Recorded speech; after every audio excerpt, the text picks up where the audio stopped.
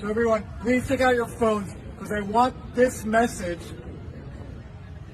to get to every parent who sent their kids to Columbia University and trusted their kids and their children's safety with us. I want this message to get to every parent in America who sent their kids to NYU, to Harvard, to Stanford, to Berkeley. And I want you to know one thing. We cannot protect your child. And I'm not saying this as a professor. I should introduce myself. My name is Shai Davidai. I am a professor at Columbia Business School. I am Israeli. But before all of that, I am a dad. I have two beautiful children. And I'm talking to you, I'm speaking to you as a dad. And I want you to know, we cannot protect your children from pro-terror student organizations because the president of Columbia University will not speak out against pro-terror student organizations. Because the president of Harvard University, because the president of Stanford, because the president of Berkeley, they will not speak out against pro-terror student organizations. Last Saturday, 14 U.S. citizens were kidnapped into Gaza with 200 other Israeli, French, German, and other nationalities. 14 citizens of the U.S. are right now kidnapped in Gaza. And yet the president of the university is giving her support to pro-terror student organizations. I have an amazing 7-year-old son. Every night before I tuck him to sleep, we read a chapter of Harry Potter. And yet, to the students, to the pro-terror student organizations at Columbia, my 7-year-old son is a legitimate target of resistance just because he's Israeli. I have a 2-year-old daughter, a feisty 2-year-old daughter. She has two songs that are her favorite, Baby Shark and Shake It Off by Taylor Swift. And yet, to the pro-terror student organizations on campus here and at Harvard and at NYU and at Stanford and at Berkeley and at Northwestern, my 2-year-old daughter is a legitimate target of resistance. That is what they are selling. You are allowed to murder and kidnap my 2-year-old daughter in the name of resistance. And none of the presidents of universities all around the country are willing to take a stand. This is what cowards do. And I'll name it now. President Minouche Shafik of Columbia University, you are a coward.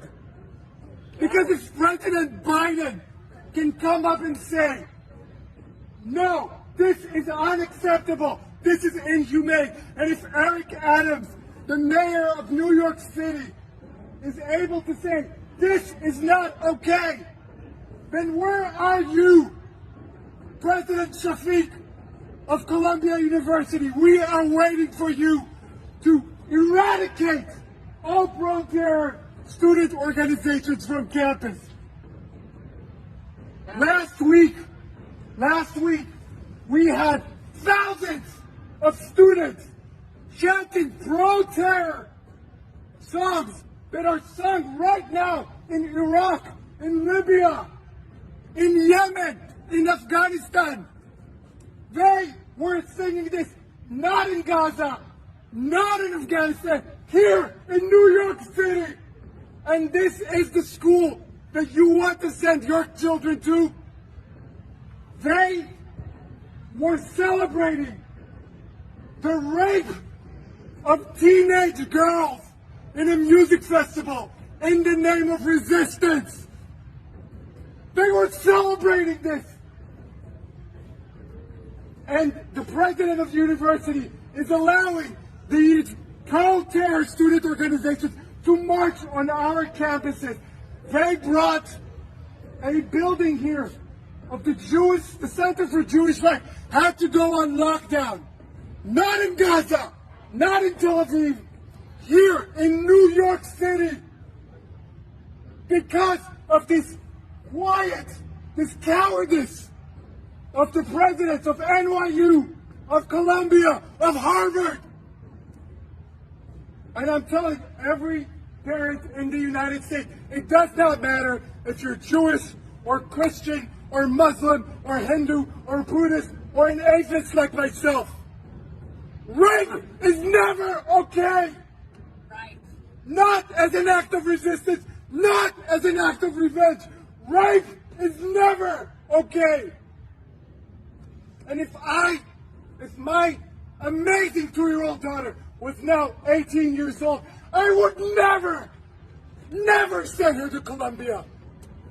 Not because it's not a great institution, it's an amazing institution, but because I know that she will not be protected there. Because the president of the university allows pro-terrorists to march on campus. We would never allow the KKK to march on our campus.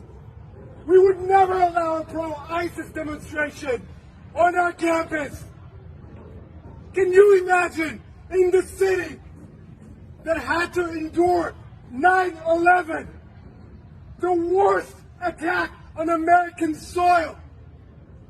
Can you imagine that here we have pro-terror student organizations? So what I want you to do now is I want you to go on social media. I want you to put this video online. I want this to get to every parent, every concerned mom, every concerned dad in and around the United States. And I want you all tomorrow morning to call your kids' college, your kids' university, and ask them one simple question. Will you protect my child from pro-terror student organizations? And if your kid is not yet in college, but you are a concerned parent or a concerned grandparent, I want you to call your senator, your representative in Congress, your governor, your mayor, and I want you to ask them, are the colleges in my city, in my state, who are funded by taxpayers' money,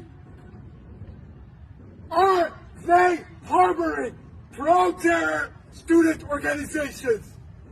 Because kidnapping 9-month-old babies is never okay. Rape is never okay. Murdering 89-year-old grandmothers who have Alzheimer's and do not know what is going on, shooting them in the head, executing them, is never okay. I'm sorry I'm getting emotional. I'm only emotional because I am a parent.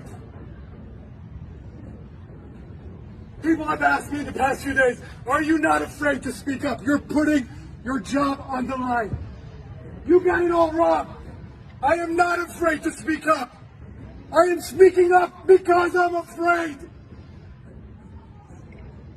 I am speaking up because I walked onto my own campus, the place that is employing me and supposed to keep me safe. And I was shivering. I am 40 years old, and I was shivering to come to my own employment. Imagine not being able to go to your work because your boss does not value your life, because your boss supports pro-terror organizations. Thank you very much. Thank you.